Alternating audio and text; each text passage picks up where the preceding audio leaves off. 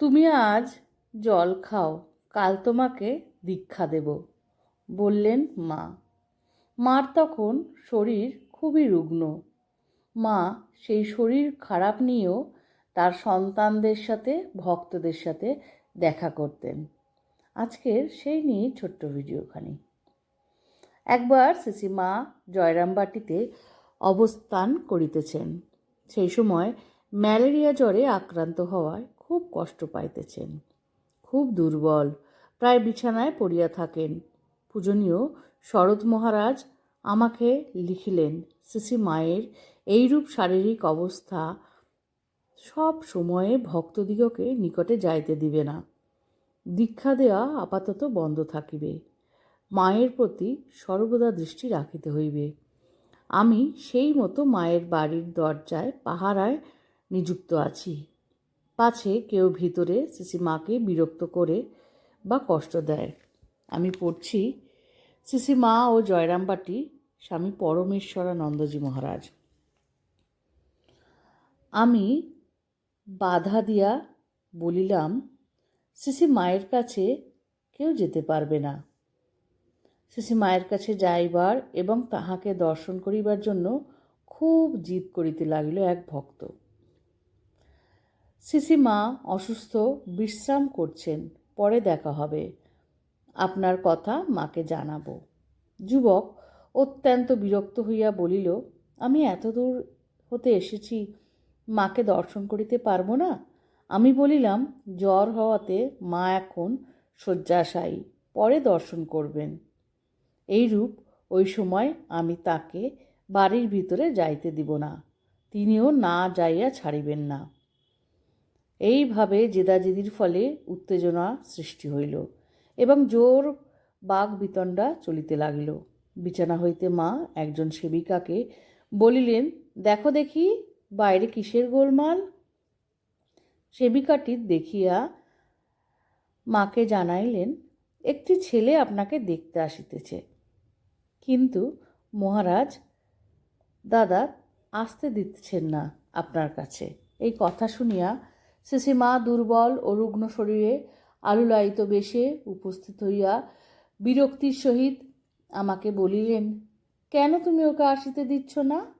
আমি তদুত্তরে বলিলাম, মা আপনার জ্বর, সেই কারণে আপনার কাছে কাউকে যেতে দিতে শরৎ মহারাজ বারণ করে লিখেছেন।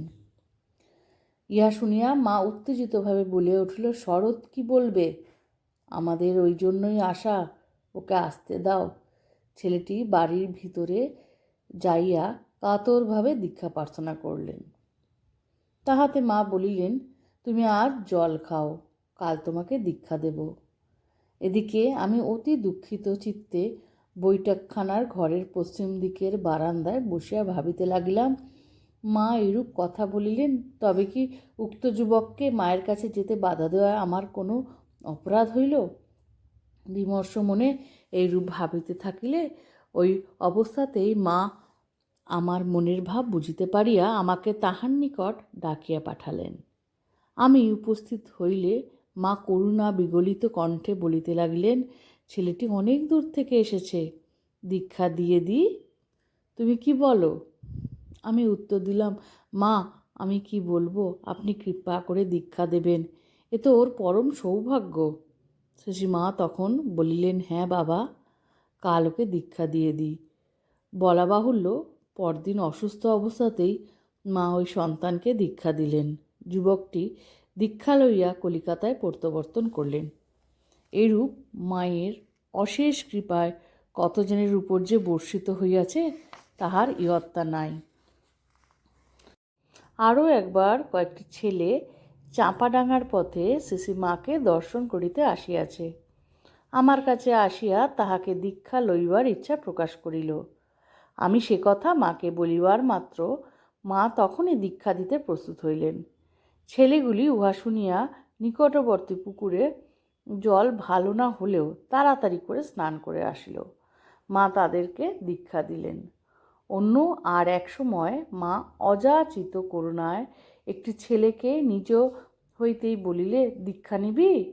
ছেলেটি বলিল, মা আমি ওসব জানি না। মা বললেন, তুই দীক্ষা নে। ছেলেটি আবার বলিল, আমার পয়সা নেই।